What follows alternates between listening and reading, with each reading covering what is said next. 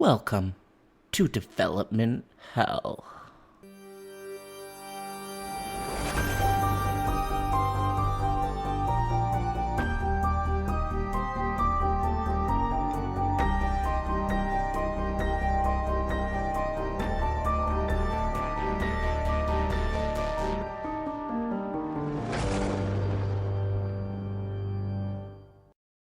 For every horror movie that hits V.O.D, countless others end up D.O.A. Development Hell is the podcast dedicated to unearthing these cursed horror productions. We're going to find out what went wrong, and then decide if these titles still stand a shot at the green light. But there'll be other occasions, like today, where we get the opportunity to sit down and pick the brains of some of the most exciting voices in horror. Today, we are having a conversation with filmmaker Simon Barrett. Simon is best known for writing a slew of horror classics, including You're Next, The Guest, Blair Witch, and lots of others. Simon is releasing his newest feature, SEANCE. Simon sits down with Development Hell today to talk about what it's like directing horror. We talk about unmade remakes and sequels that are not likely to happen. SEANCE comes out in theaters, in demand, and digital on May 21st. All right, so please enjoy this interview with Simon Barrett.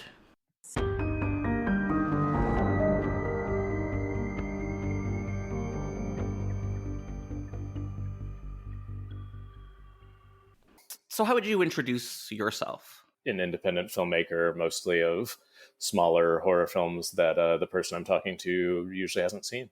You have so many horror screenplays under your belt, from Dead Birds to You're Next. I'm a big fan of all of them. Have you always been interested in horror specifically, or did you kind of fall into it? Well, first of all, I wouldn't say that there are no genres that don't interest me. Although, I admit that it usually takes me a bit of a hurdle to get into a musical, to process the fact that the characters are singing to me. And once I can get over that, I can enjoy them. Yeah, I feel like people either can do musicals or they can't. It's kind of like a line in the sand. I can. It's just the first 5 minutes, I'm always like, oh no. They're singing. What have I done? Whatever it is, whether... from Hamilton to Book of Mormon, it doesn't matter how good it is. I'm still sitting there during the first 5-10 minutes being because when it's the musicals where they literally sing the whole time, my butt hurts immediately. And then I guess I actually liked Tim Burton's Sweeney Todd, which did that. That was one that I kind of was into that not a lot of other people did. I mean, I'll admit like most most people, the last musical I enjoyed in a theater was, of course, Cats. So, that leaves you with just a complicated feeling about... Wait. I'd say cinema You saw that in a theater, or did you see Cats the movie in theaters? No. I mean, I saw Cats the movie in a theater. I didn't see Cats in a theater. Well, I don't know which would be worse. Well, here's the thing, though, is so say you're watching a bunch of cats in makeup dancing around. You're still watching talented dancers doing it in front of you, and there's an inherent kind of entertainment value in that performance that whether people kind of understand it or not is lost when they become these CGI kind of obviously monstrous things. Nightmares. So I think I would have probably had a more sincere experience with the play, but I thoroughly enjoyed the motion picture. I mean, I was entertained for every second. I have not seen it. Oh, it's really good. Okay. Yeah, no, yeah. I'm surprised. I want more horror musicals because they are out there. They are out there. Few and far between. I was thinking Legend of Beaver Dam. Never heard of it. What is that? Well, see, my brain is having a hard time totally dredging it up, so I'm not going to dig into it because I can't speak about That's it. That's fair. I'll Google it. I like the title. Doesn't sound like a musical, but I'm pretty sure it was, and I'm pretty sure I saw it, and I'm friendly with the filmmaker, but I want to make sure that I'm not totally misremembering everything about it. Well, I'll promise I'll cut it out if it's misinformation. Oh, no, leave it in. This is good content either way. Yeah. No, I agree. There was one called, was it Dead and Breakfast that was a musical? I'm trying Dead to and Breakfast I saw it. Comedy, it was a while ago. Yeah. Dead and Breakfast. I remember it being like a horror comedy. Yeah, But, comedy very for interesting. sure. Yeah. I remember liking it. Me too. But in a vague way, where everything else has receded except just that like sense of like vague satisfaction. Yeah, like everything from 2004. That is a long comforting time and ago. far away. Yeah, I don't really remember. Yeah, that was it was like Severance that year. It was just like movies Severance. that kind of pleasant newer. film.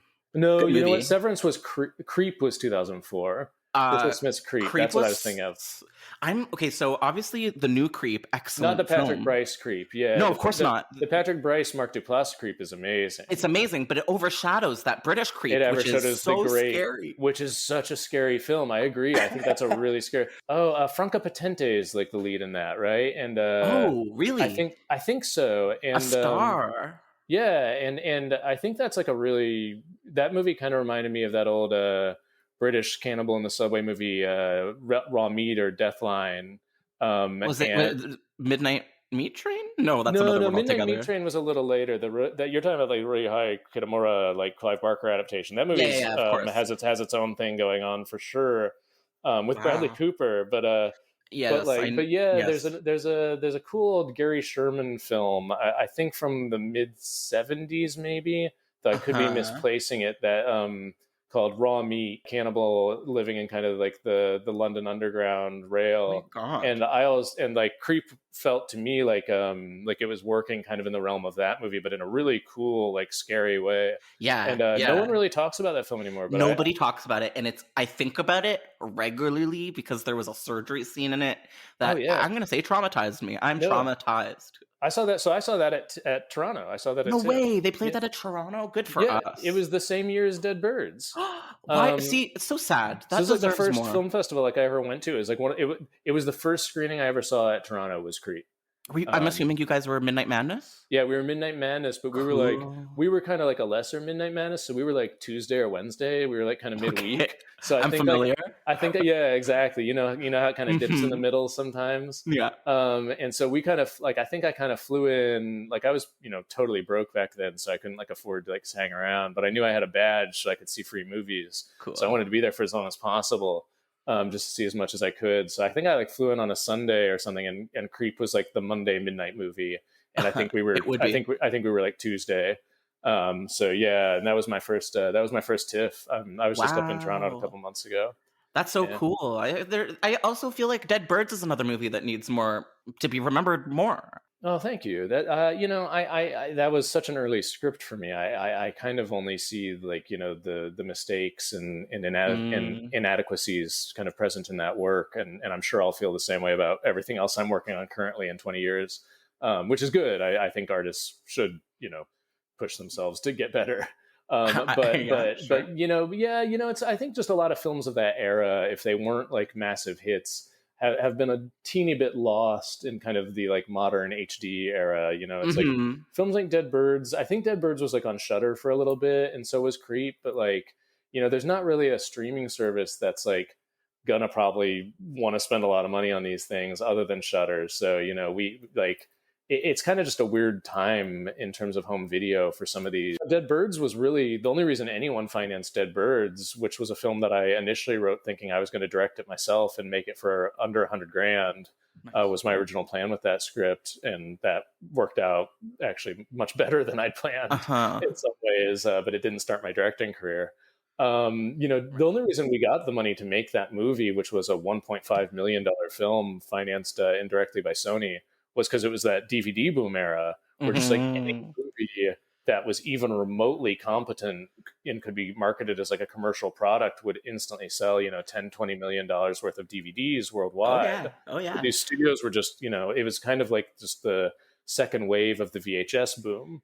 So these studios were just cranking out, video store content. And that's really what Dead Birds and Creep kind of both were. Okay. And, there's no market for that anymore. It's all streaming now for these. So it was financed. Titles. You didn't just make it and then they bought it. They wanted to make that movie. Yeah, no, Dead Birds was a script sale that so it was it was what we used to call, and I guess what we still somewhat call, although I guess it's increasingly kind of a misnomer, a negative pickup deal, where Dead Birds was an independent film technically, but a studio had kind of pre-bought it and were financing it through like other companies with the understanding that they would own and distribute it. And usually the reasons studios do that is just because they don't have the infrastructure to make a bunch of like cheap direct-to-video content, as well as a bunch of smaller independent studios do. So they might as well just like pre-buy these movies and kind of share in the profits with the companies. Also, they would do it sometimes to circumvent union regulations, because a studio like Sony probably has a deal with the Writers Guild, and I was a non-WGA writer at the time making a $1.5 million movie. So, so you are able to make lower budget movies that way with studio financing, kind of under the table, but there's nothing shady about it. It's just kind of a way for them to pre-acquire an independent film, really.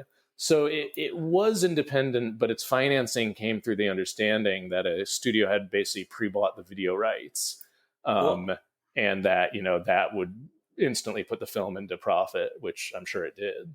Well, it's one of those mysterious releases, kind of like Dead End, that I'm still obsessed with, and I'm happy that we've got Dead End. I also think that film End of the Line. That's another subway horror movie. That's of the era, yeah, that apocalyptic subway horror movie. I also feel like that's a really lost one. Oh, I love this era Dead of End lost. People remember because it's a Christmas movie. It's a Christmas movie, but the cast too. Also, the cast of Dead Birds is also pretty iconic.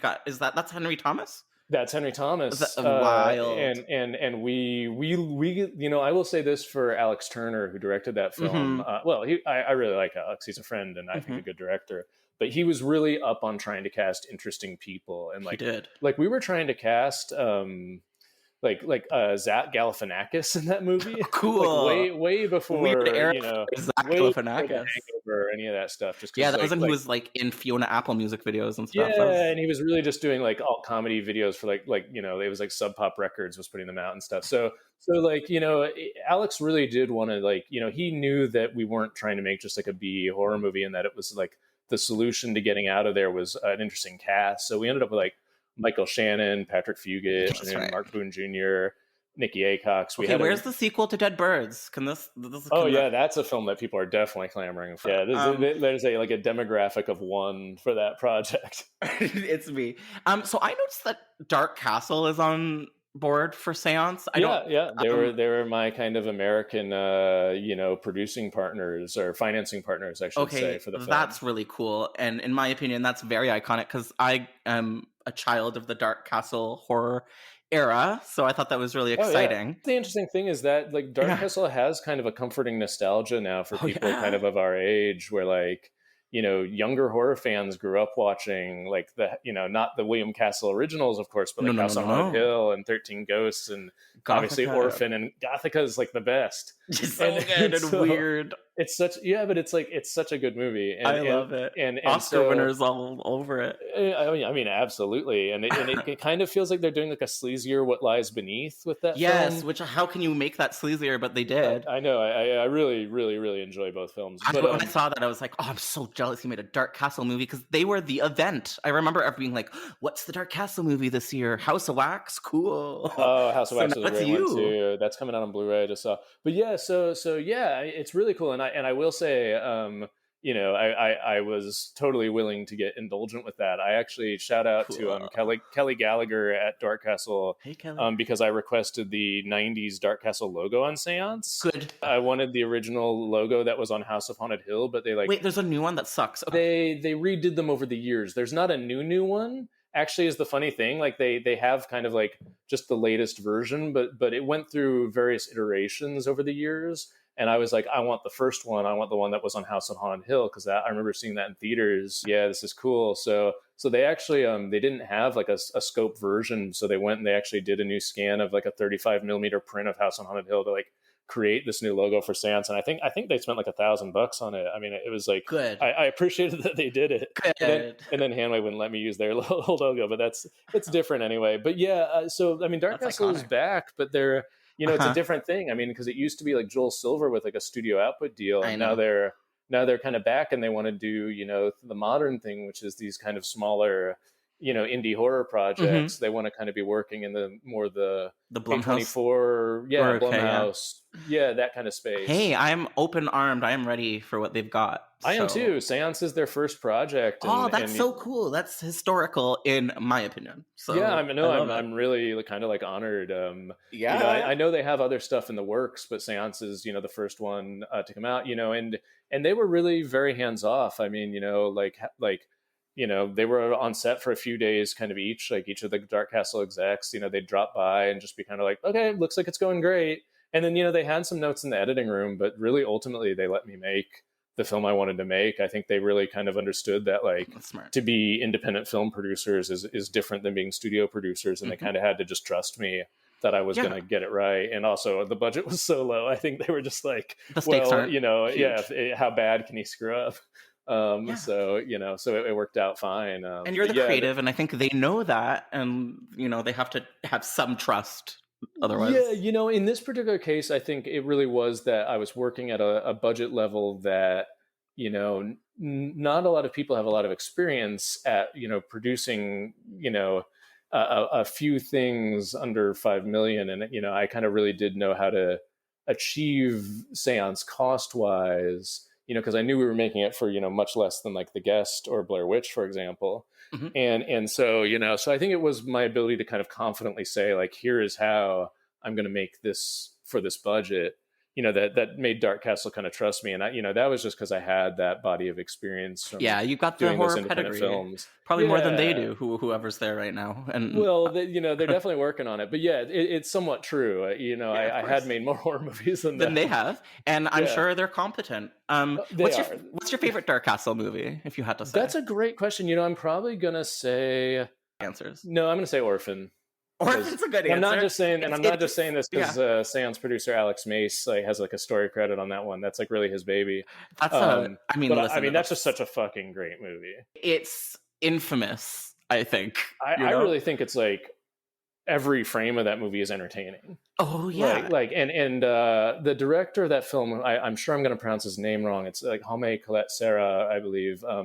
He's gone on to much bigger projects, and I think he's a really interesting, cool director. I tend to always see his work because he's always going to be doing, he's one of the least lazy directors in Hollywood, and that just the amount of shots he gets are insane, and he's not working with the biggest budget. So Orphan, which is not a low budget film, I think it was it looks big, 20 million. It might have even been more because the way they made those movies back then was insane.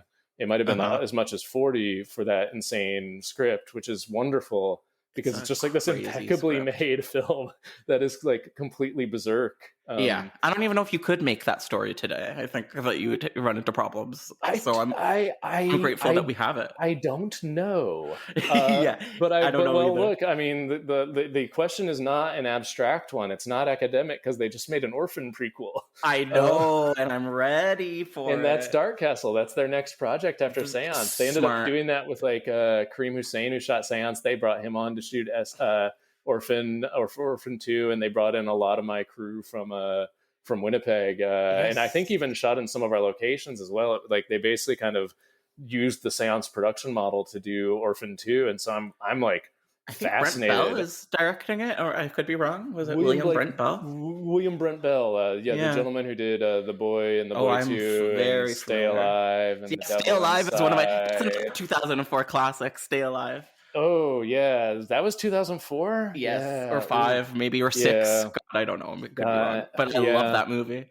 I am for this podcast. I'm circling around House on Haunted Hill 3 because I know that was in development for some time and then didn't make it. Because they did Return to House on Haunted Hill for the video, and that was actually okay. I thought, it was Choose Your Own Adventure. I didn't even I didn't even respond. I think I was supposed to respond quicker, but I proposed House of Reanimator and Phantasm's End for this. I think 6 hours in advance. So it's off topic for your podcast. Well, come see, come sa. I'm just happy that we've got you here. And speaking of, I am gonna head into this direction now.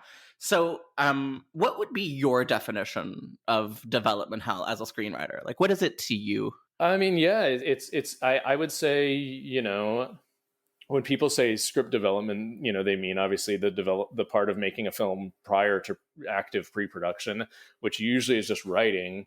And yeah, it's when you start grinding on draft after draft after draft, and it's not getting better, and the notes aren't getting better, and there's no real like finish line in sight, but at the same time, like there's enough momentum and enough people want to make it that it just kind of keeps going and going and going, and your executives get fired and replaced, and the new executives have new notes. And so like now there's a new mandate and it's going in a new direction, not a mandate. And maybe it'll get greenlit. So, obviously, like, anyone who's been doing this as long as I have has experienced that firsthand. I don't have a really negative attitude about it, though. And I will say that, like, I to my knowledge, I don't think I've ever had like a real nightmare experience like some of the stuff you've covered on this pod of my own maybe you've been lucky / good at what you do. It's hard to know.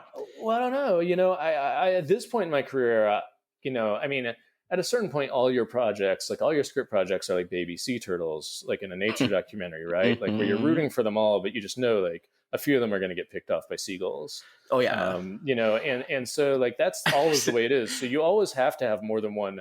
Like if you just have one script and that's like your one project, I always think that's not enough. It's like, so dangerous. It's like you need to have like 5 projects in development. Because, it's like having kids in medieval times. That's exactly what it's like. That's absolutely. Exactly because did you see Planet Earth 2? Do you know what I'm talking about? I have I think the first. I have Planet Earth on Blu-ray, but because I used to, just smoke weed and watch Planet Earth. And do you remember the segment with the iguanas and the snakes? Oh yeah, we're like the one iguanas run, like they went like viral, and there's like 50 snakes chasing them. Like suddenly come out of nowhere. The industry, in my opinion. That's that's you like trying to get a script to like the finish line with like with an original idea intact.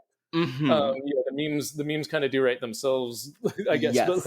But yeah, I mean, it is one of those things where you just know it's so hard to get a movie made, especially if you want to make kind of weird original genre movies, which is the kind of thing that I especially enjoy doing. And to be absolutely honest, like I think anyone looking at my body of work, can say, well, this guy sometimes loses people money. Like if you look at The Guest or something like that and how much it made at the box office. Yeah, I mean, I saw that at TIFF too. I'm surprised. That was a real box office flop, and it was not a totally cheap movie. It was 4.5 million. So my career kind of stalled a little bit there, honestly. Okay. The producers of that film, I think, really didn't want to double down on financing something like Seance. And after kind of losing all the money they'd made off You're Next, I think everyone was happy with it, and I think we all felt like we'd made a pretty good film. Is there any truth to the You're Next 2? Because again, when I think of development hell, I think of at the very least at some point someone was doing some work.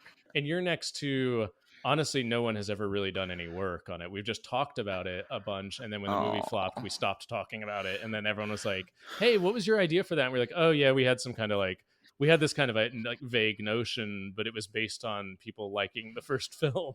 And people love the first film. How dare you? Well, they do now, but it really was not enough of a box office success that anyone would have financed a sequel, and I can say that for a fact. I believe you. Yeah. But because of that, there was no development hell for Your Next 2. I mean, to be honest, Your Next was never a film where, like at the beginning stage, I thought a sequel made any sense. It was never a film where I, like, when I was writing it, I was like, oh, and maybe if this is successful, we'll do a sequel.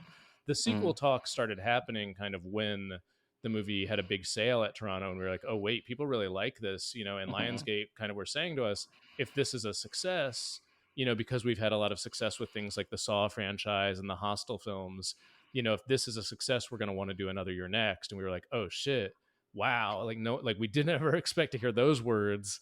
That's interesting. Like, what are we going to do if that happens? And so we started kind of, because we don't just want to hand this over to some other filmmakers, and we want to do something else with Sharni's character and explore this further and do something really funny. And so we kind of started like brainstorming funny ideas, and this was Adam and also Keith Calder and Jess Calder, the producers on that film. We were all really kind of excited about the idea, and they've brought it up from time to time over the years. But the marketability of a You're Next 2 is so low, and I mean this sincerely, that I really think we're just better off letting the original movie stand on its own at this point, because there's nothing we could do with You're Next 2 that wouldn't, I think, like fail to live up to fans' imagination and expectations. It's high, yeah. Well, it's that Star Wars prequel thing where you get there and you're like, oh yeah, that's kind of how I figured Darth Vader got started, but I guess I expected it to be like, I pictured it a little cooler, I guess. Yeah, so it was just rumors about how like it could have been about her like surviving a police station encounter. No, well, that was one. There, the main one that I had was that she was going to be in like a prison transport attacked, and so she's kind of in the woods and has to take refuge in a meth lab. Cool. Yeah, and it was slightly riffing. My buddy Josh Slates had like this slasher script called Meth Lab that I thought was kind of cool. Good title. And yeah, and so I was kind of ripping off his idea with that pitch, like anyway. Mm-hmm. But we're both from like mid Missouri, he and I. So I like it's in our kind of. Is that meth country? I wouldn't have known, but your tone makes me think that it's meth country. I mean, technically, the state that I live in now is the biggest meth state in the U.S., but I think Missouri is number 2. And if you look at the population size, that really means like more meth per capita, I assume, in Missouri. Yeah, so that's just where we grew up, and and I definitely remember like a lot of my friends like doing speed in high school and stuff, and that's just what we called it back then. And so whereas meth has more of a ring to it, I'll admit. So anyway, so she would have taken it. So, but what I liked about the idea of a meth lab, of course, is the a lot of the creative DNA for your next stemmed from my obsessive childhood fandom of Home Alone, which of course itself is riffing fairly directly on Straw Dogs. So the fun thing about a meth lab is there's a bunch of crazy traps because meth lab meth, like it's a common thing in Missouri for like you have to be really careful when you bust a meth lab because people will set crazy traps, not even I think because they're worried about the police, but more just because they're worried about their meth lab getting stolen. And because they're working with dangerous chemicals and explosives and stuff, the way they'll booby trap their stash tends to be like pretty insane. I love that. And so so just like looking through reading stories and articles and stuff about like the ways various meth labs had been like the kind of like homemade defense systems that people would create in the middle of like a 5-day sleepless meth cook binge. Oh my god, I'm sure it was really insane stuff. And Breaking Bad touched a little bit on this kind of territory, of course. Right. So that was kind of like I thought a potentially really fun thing. And also you could like what if Sharni's character is like handcuffed to someone, or she ends up escaping with like a bunch of inmates, and some of them are friends and some of them are foes, and meanwhile, the lamb mask killer's trying to get revenge, and now he can't feel pain because he got stabbed in his frontal lobe, and some like weird thing, so we were always like spitballing crazy ideas, but I mean, pen was never put to paper. I never typed the words "you're next to" into a final draft. There were definitely like bloody, disgusting articles with this information in it because it got to me somehow. No, it's just because, whenever we do interviews like this one and we talk about stuff like this because people ask us these questions, then, that's fodder for content and articles. Yes, and I don't begrudge anyone that.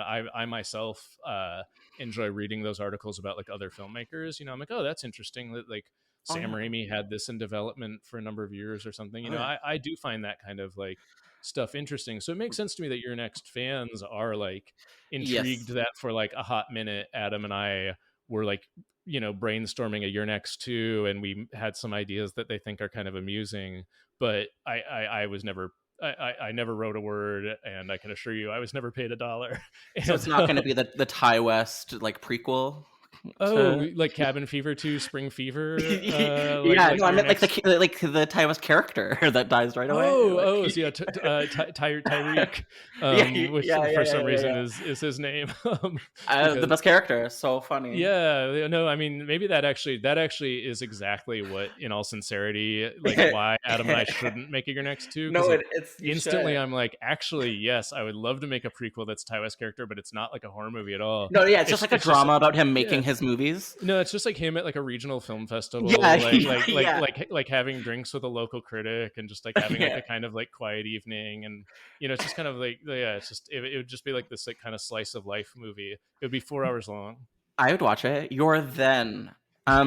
So are there any movies of yours in development hell that we can touch base on? I mean, I would say that probably, I guess, like if I have a famous development hell project at this point, You know, I've had a few projects that people are kind of vaguely aware of that were announced that haven't come to fruition. But I would say the one that I get asked the most about is, for a very long time, I've been the writer attached to the kind of non-existent US remake of I Saw the Devil. I saw this. Okay, Yeah. this is good. This is So this that is... would be probably my development hell project, but I wouldn't necessarily call that development hell because it's really just like, I wrote a script, we all liked it, no one wanted to finance it, and so it didn't happen. So it's just like development death. Yeah, it's not a good chapter of my career. You know, I didn't. No. I did it for like WGA ultra low budget minimum. So. I was gonna say, did you get it? You got paid? So. No, I think I ultimately got paid about $25,000 to write what we were conceiving as like a $40 million movie. But $25,000 is nothing to shake a stick at. But it was. I did do like several drafts. I did like 5 different drafts, and that was the problem. Is I was just getting. It's like kind of summer camp money if you think about it in terms of how many hours you put into it. I try to not dwell on that, but yeah, I mean, I admit that I was kind of getting ground a little bit on I Saw the Devil. I felt like with the producers, and Adam was really happy with the draft. I from the start, and we really knew what we wanted to make, and I think like Keith and Jess, who we kind of wanted to bring on to produce that film, was like they kind of ended up working with us to help acquire the rights, and I think they really shared our vision, but there was no way to do it cheaply.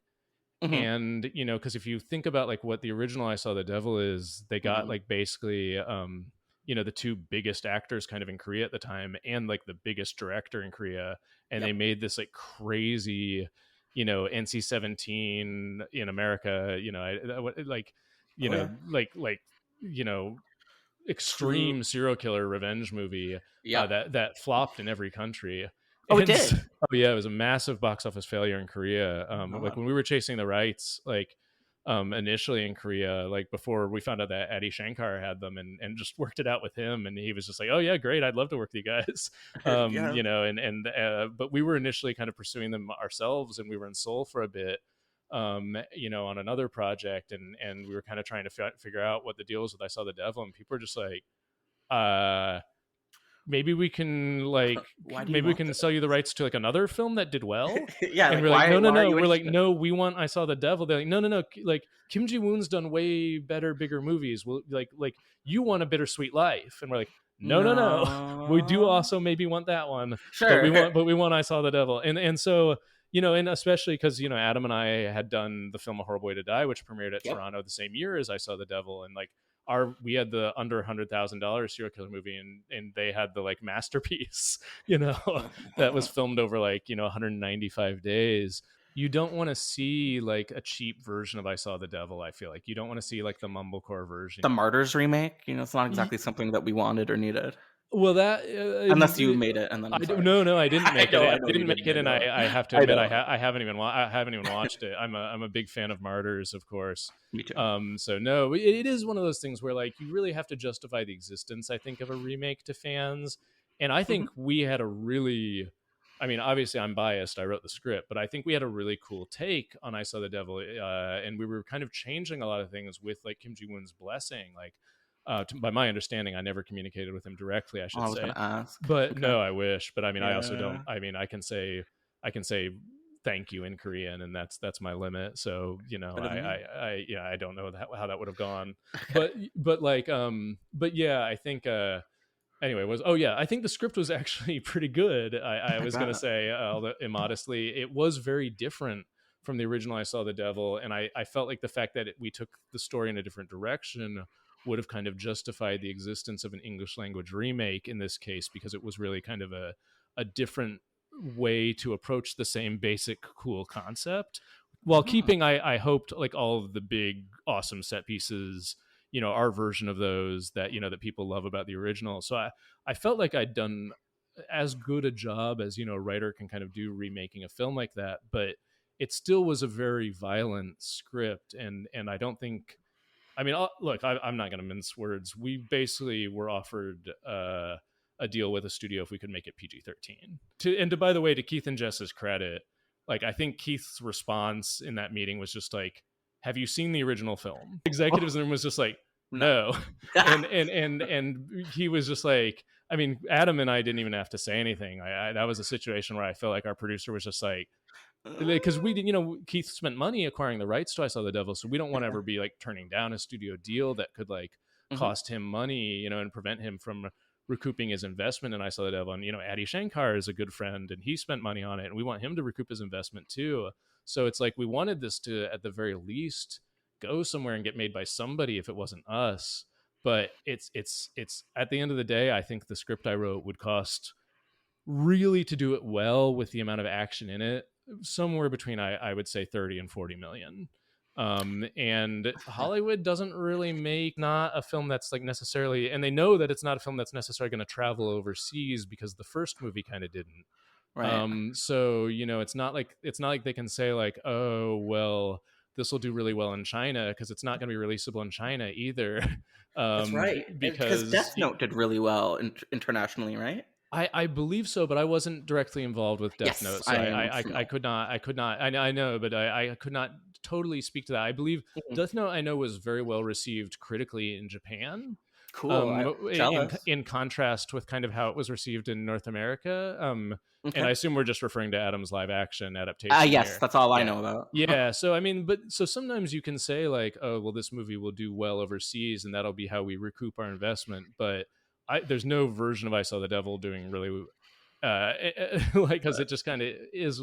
Well, I mean, I think if we'd gotten the right movie stars, which I would like to flatter ourselves that I think we could have actually attracted, because again, I think we were hearing weird things like how like Denzel Washington is a big like I Saw the Devil fan, and like it was just like, what? Yeah, well, yes, we'd work with Denzel Washington. Yeah, like can he so we were hearing like that there were like big stars that anybody else. Denzel Washington's enough, but anybody else? Well, that's the only name that I like really remember. But that's enough. Yeah. I remember, but I don't even know if that's real. By the way, that's things that like we heard that at one point like he was kind of chasing the project himself. Okay, so I can't call this episode I Saw the Devil with Denzel Washington? Yeah, Denzel Washington and the Troy Minsick role. No, I mean, look, I truly have no idea if that was true. It was just like some weird thing that trickled down to us at one point, and we were like, oh my God, yeah. I could see him being into it. He looks whatever cool. role he wants, like we'll make it work, he's obviously one of the greatest living actors, and so but he was also like concurrently directing Fences, so I was probably like, I don't really know, like, weird. I don't really see how this is going to work. Listen, Halle Berry did Gothica right after Monsters Ball. And that is a great point. But she probably had filmed it before she won her Oscar. I'd like to think she didn't. It was her passion project. Yeah, I feel. Hey, I mean, let's. I know which film I prefer. And so so look, I think we could have made a really cool I Saw the Devil, but I also kind of think it's better that we didn't, and that's why I wouldn't say like development hell, is because like even though I worked really hard on it, and I would say like I definitely put in like probably more hours of work than kind of anyone, because I was writing and doing these drafts. I don't feel bad about like how I spent that time, because I'm proud of the work I did, and I think it kind of like I was able to actually use that script as a writing sample for like some other kind of bigger projects, because I was able to say like, look, I can write like a commercial action movie to a certain extent. And then beyond that, I don't really know that like I don't really know that we ultimately had enough different to say than the original film that it really justified the existence of a remake that would have forced everyone to clarify for the rest of their lives which I Saw the Devil version they were talking about whenever they referenced the film's existence. You would have erased the original, and it would have been tragic. But that's what would have happened. But we make fun of that kind of fan attitude, that kind of preciousness towards original property, where people get so mad at you if a remake or sequel is announced. But I also kind of get it, because it is kind of annoying, and you can kind of spoil the cultural legacy of a project by doing a crappy sequel or a crappy adaptation that like forces you to have to explain for the rest of your life that like, no, the original one is actually really good, I get why fans are annoyed and skeptical about remakes, and I get why people have almost a personal This you know, would have been the new The Uninvited. Do you know what I'm talking about? I am aware of the remake of A Tale of Two Sisters. The PG-13 American By the remake. way, I actually, again, starring Emily Browning, right? Oh, yeah. Yeah. I actually don't mind that movie. I think I haven't seen the remake because the original is one of my favorite movies. Well, A Tale of Two Sisters is obviously amazing, and you know, but like obviously same director as I Saw the Devil, but the remake, I think, does as good a job as you possibly could for being what it is, which is a fairly straightforward Hollywood remake. But the title made me so mad. I know, especially because it's like there's 8 other things called The Uninvited, including a and A Tale of Two Sisters is probably the best title I've ever heard in my life. I don't know how well it would sell in America. I get it. It doesn't say horror movie, you know. A Tale of Two Scary Sisters there. Well, that would have fixed it, but it would have. It's an emotional word. No, I actually like I want to finish that thought because I think Elizabeth Banks is really good in The Uninvited, and I think it's David Strathairn, I think, is the dad. It's actually a better movie than it gets credit for. Oh my god, I'm gonna watch it. I think because people. Well, here's the thing: it's not as good as A Tale of Two Sisters, of course, because like almost nothing is, and that movie is like every shot in that movie feels like it took like 6 hours to light. It's like a perfect looking movie.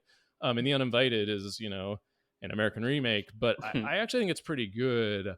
I am aware of, you know, however, that like remakes can come out and like totally spoil things, and you know, I think we didn't want to do that, and especially after Death Note, you know, with kind of the way Death Note was received, at least by like you know, so a vocal contingent of online American fans of the original property. I think Adam really was like, I'm not doing this again. Yeah, I mean, it's just like you know, I think I really think Adam's Death Note is a pretty smart film. It's good. It's scary, and you know, it's like a good teen horror, which I love. That I got to see some of Adam's early cuts, and I think some of them were a little more, you know, they were a little weirder and a little more extreme, and I get why Netflix, you know, gave him notes. But I think they would have been. Notes. I think they would have been a little more clear. Critics wouldn't have reacted as negatively because I think Adam's messages were actually clearer. But he, you know, I think the studio was reasonably kind of concerned, you know, with some of it, and so they wanted it excised. And I think ultimately it did somewhat compromise the film. I know he doesn't feel that way about it. I'm not speaking on his behalf here. I'm speaking entirely on my own. But I personally feel like. I saw an earlier cut that I preferred to the final cut because I thought the satire in it was more manifest in what it was kind of saying. And I mean, Adam, I think, really did try to make a Death Note spinoff with a lot of love. And I think he didn't really think that the fans wanted just another kind of regurgitation of the Light Yagami tale. And I guess he was mistaken. Well, they're making a new one. It must have been moderate or big success to some degree. I think it was very well received kind of overseas, but here in America, I think people just it got caught up in kind of an overall conversation of how these things are remade culturally.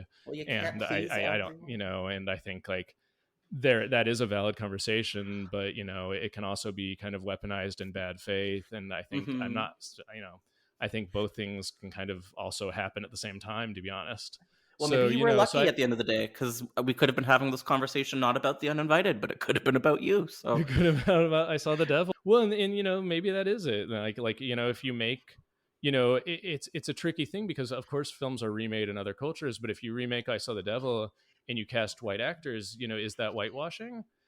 You know, I honestly don't know. It's a question that's worth asking, and I'm not probably the right person to answer it because, among other things, I'm white. You know, so like probably I would, you know, probably that would be something that, you know, we'd have to kind of figure out. You know, is this enough of kind of a seen as enough of a Korean cultural property that it's been wrong to transfer this to another culture, you know, without some direct acknowledgement of that. So, you know, I mean, these are the questions that like a responsible artist does ask themselves when working with someone else's work, you know. I'm a gay Jew, so if you ever have questions, just come to me and I'll know. Yes. Like, hey, is it whitewashing if I do this? And you just text back like wire and I'll be like, great. It's just like emoticons. Great. Yeah, you're like, great. Okay, good to know. Thumbs up, thumbs down. Pride flag.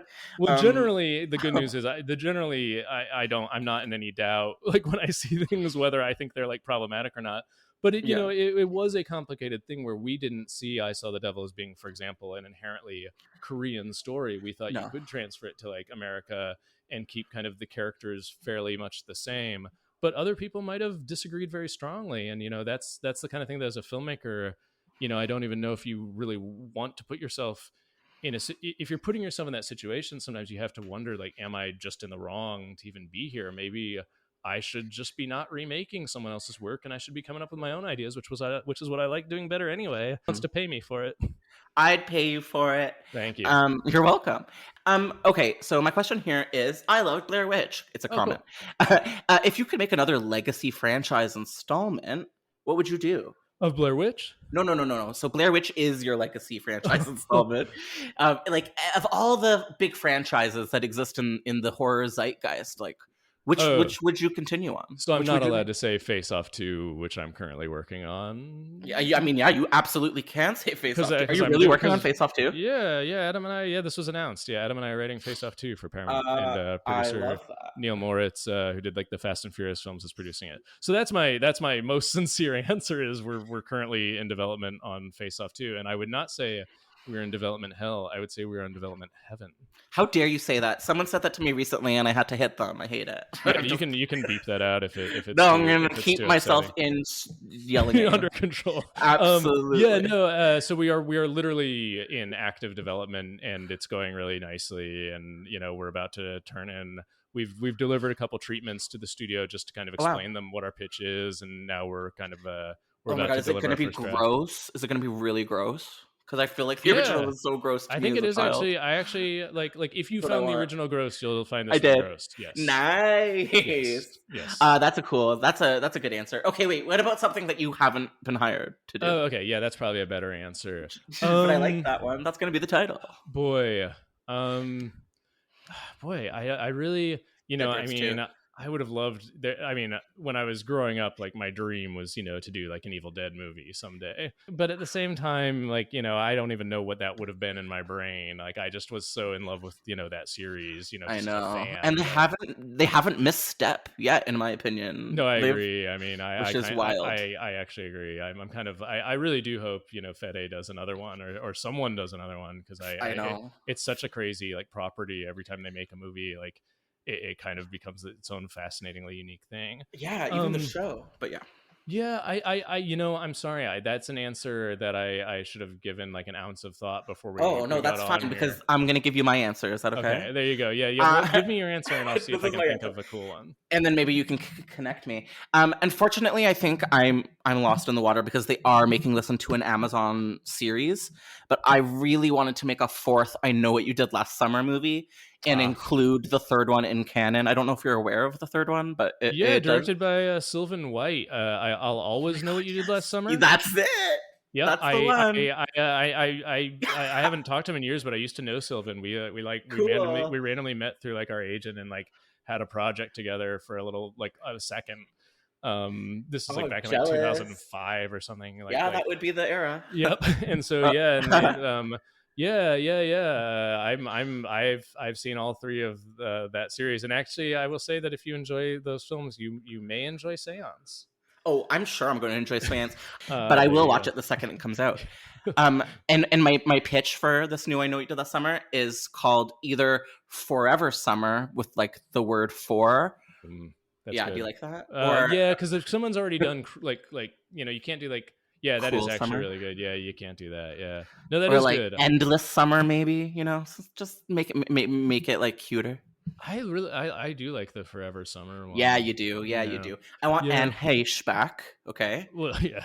She needs to be back, and we're gonna put her in like a Louisiana swamp, and that's all I've got. Let me ask you this: like, is there any way to bring back Jack Black's character? Absolutely. I feel like he's I feel like he's the heart of the series. Oh, absolutely. Yeah, the heart, the soul, everything. I feel like he was uncredited because he was embarrassed. I believe he was uncredited because he was embarrassed. Alan Smithy. Yeah, and I'm gonna say that like if it's a little embarrassing. It doesn't hold up. Let's say that. But it does hold up that he took his name off it. So Jack Black is Yeah, definitely like still yeah. super cool. Like we all like love him still, like because he gets better every year. of He course. just better and better. I'm confused by it. No, and he's producing really cool stuff too. He did is he did my friend Ben David's movie Happily, and he does like cool stuff. Mhm. But yeah, like I do really respect that he took his name off that film, but it is a hilariously enjoyable performance. I like it when you see performances like Paul Rudd in Halloween 6, where you can just kind of tell, like, so like the deal with that production, I guess, was like he made that movie and then he did Clueless before they came back and like reshot the whole thing, you know, as that film notoriously was like extensively reshot. So he kind of already knew he was like, going to be a movie star, so he just like kind of just like did this insane performance, and I think it's like one of the best and most enjoyable, you know, horror movie performances of that era. It just is. It's very Halloween 6 in every regard. You can't not enjoy yourself watching Halloween 6. You can't not enjoy yourself. It's watching impossible. Although I will say that I watched the producer's cut and I was very disappointed. Yeah, I agree. I saw it in theaters and it was you gotta go to the original. Something. Well, yeah, it's just not there. Yeah, it's like less gross or something. It was like less. Yeah, it's just less interesting. I think it was the first Halloween movie I ever saw, and I remember being like, I don't know, 8 and seeing that Jamie death at the beginning in the farm, and I was like, well, I'm not going to be okay ever again. My first was Halloween 4, and that's a pretty good one to start with, because it really, you know, they were trying to kind of go back to the original at that point. So yeah, it was a classic place to start with. But then I was kind of disappointed initially. I remember when I like first saw the original, I was like 14 or something, and I was like, boring. That's not that good. And then I saw it like just a few years later and was like, whoa, I was an idiot. Yeah, like, you know, the same, absolutely the same. Because when you're like 12 and it's like Sunday 11 a.m. and you're watching it with your dad, it's not scary. But later in life, you know, you're like, this has way fewer deaths than Silent Night, Deadly Night 5. So like, it's clearly an inferior film. Absolutely. And by the way, that's my answer. I would do Silent Night, Deadly Night 6. Wow, I need a subtitle. Damn. Merry Christmas. If only I'd come up with something clever. No, you know.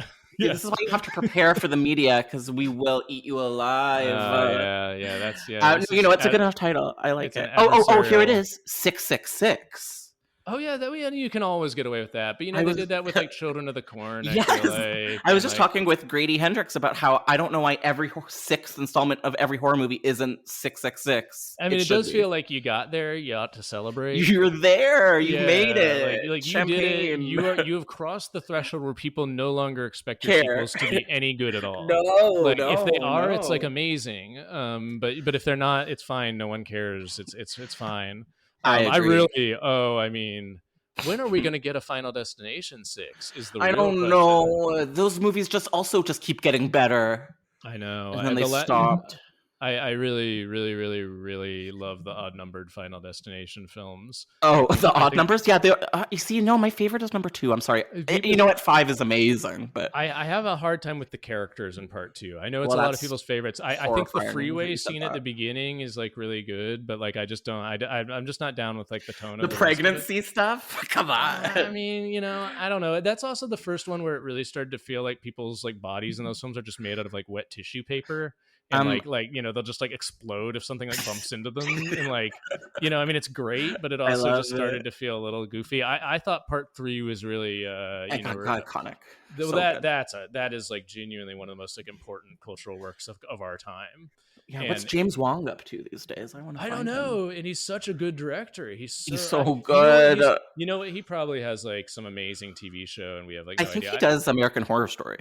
Oh, well then, yeah, there you go. Yeah, that would totally make sense if he's involved in something like that, because he's phenomenal so good. director. Like I can't see him just like not working. Yeah, me neither. Because you know. Yeah, get a Pretty Little Liar, put her in a new Final Destination movie.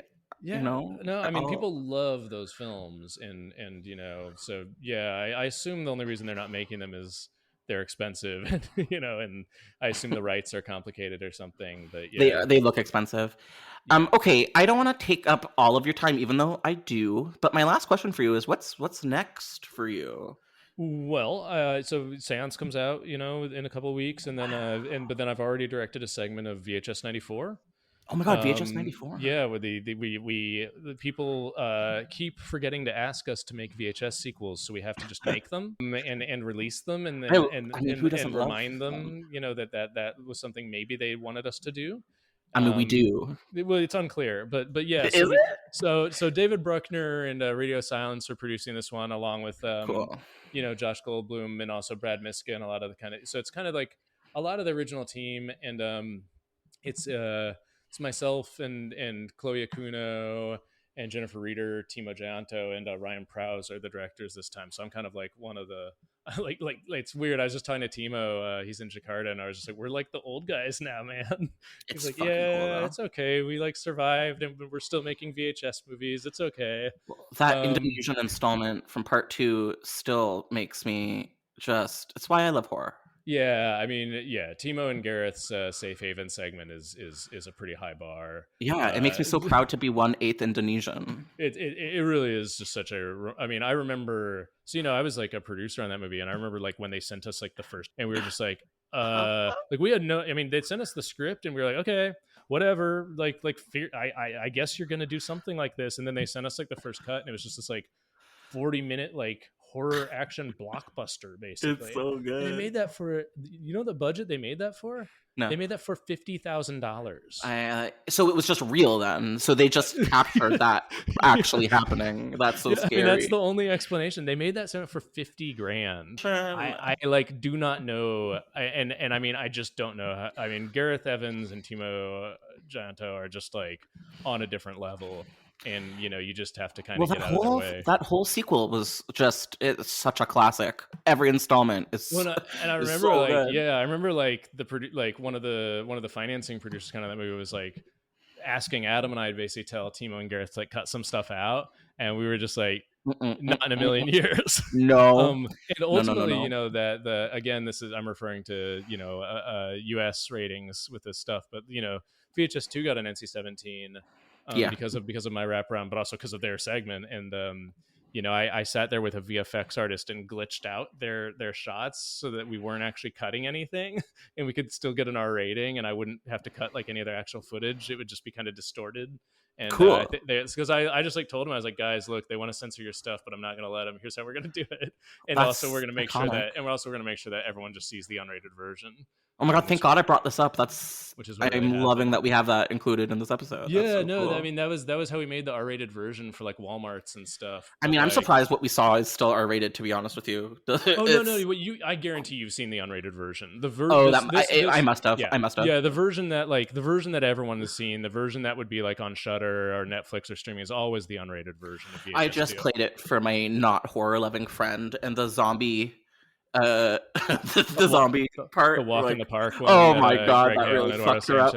It's so funny though. I don't know how you would be scared of it, but it is fucked. So no, I mean that's one of the more kind of overtly comedic segments. But I mean I love that. I mean that they also are just like kind of.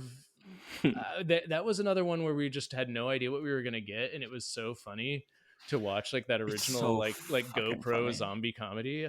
I really VHS 2 was a kind of tough film to make for a lot of reasons, but like it was really fun whenever you'd get those first segments. It's one of my favorite movies to put on a Halloween party in the background. I mean, it really fucks people up. It was really crazy, just like sitting there, and then like you know, like we'd be like, oh, like Eduardo just sent their segment in, and like Adam and I would like, you know, run to one of our places and like watch it and be like, okay, awesome. Like Jason Eisner's is coming in soon, so that's the fun thing about making these movies is you just get to see what other people are doing, and you kind of get to like all like playfully compete with one another. And then, you know, we're doing it again on this VHS now. Like, you know, Ryan Prowse and Chloe and we're the only ones who've shot so far. Timo and Jennifer are still prepping their segments. Can I know anything about what you've done? They're about to do it. No, I want to be top secret about how dare. Well, because you know, I did a standalone thing this time. It's a contained, you're not the wraparound. Original horror story. Yeah, it's not the wraparound. Jennifer's doing the wraparound, and I don't envy her the task, though. I think she has. It's hard. Yeah. I think she has an amazing idea, and you know, like I think she has an amazing approach. And so I'm really optimistic, and I know she's working with Andrew Appel, who shot my segment, is shooting hers as well. And so he shot Psycho Gorman. and like, stuff like that. So he's a cool DP, and he really knows like found footage stuff. He was like transferring our footage to like VHS tape, like while we were in production, just to see how it was going to look and stuff. I hope we never lose found footage, to be honest with you. I never get sick of a good found footage. Yeah, but I get why people did get sick of it. It's one of those things where like there's an immersive quality to found footage filmmaking at its best that I agree as a viewer when it's done well. It just feels real. So enjoyable. I believe it. Yeah, I will just believe it. Yeah. Host, that Shudder movie that came out last summer. The first 30 minutes of Host were so scary. I really liked it. I thought it was great, and it was a great like pandemic movie. It was exactly the right length. Exactly like 55 minutes or something. Yeah, 63 minutes of credits or whatever it is, and like I really dug that a lot, and that was like the first movie watching it like in a while that I kind of was able to enjoyably immerse myself in the reality of the found footage experiment. The verisimilitude of what they did with that like Zoom interface horror thing, where like I could tell that they were editing around performances in certain ways by like glitching certain people and stuff, but it was really very seamlessly and cleverly done, and that was, I thought, like the best recent kind of found footage thing that I personally have seen. Okay, I feel like this was so fun, and I don't know what I'm gonna call this episode. I really wish I could call it Your Next too, but you said not to. So, and at one time, Adam and I tried to pitch a Terminator sequel that would have been called Terminator Prototype. That would have been a prequel. Good title. It would have been a horror action thing. So just call it Terminator Prototype. I absolutely will. Okay, I will. Thank you. I'm going to. You should. Well, thank you so much. This was really fun. This was a blast. Thank you. Best of luck with Seance and everything that's coming up. Yeah, we'll see. Yeah, thanks so much. Okay, so that was our conversation with filmmaker Simon Barrett. I want to thank you so much for listening all the way to the end. If you are still listening, I plead, I beg, I'll do anything. Please leave a 5-star rating on iTunes. I would also love it if you left a review. I will read them. There is a couple now. Most are good, but there's one that gave us a 1-star rating because apparently I said I don't like Halloween, which is absurd. I love the original Halloween. So if you're listening and you think Josh Cornett hates Halloween, you're mistaken. Maybe I made a joke about it. It's possible. I make a lot of jokes. Please don't take them seriously. I love you, and I love horror, and please leave me a 5-star rating. This boy needs all the help he can get in the vast, endless landscape of horror movie podcasts. And we'll be back with another episode of Development Hell.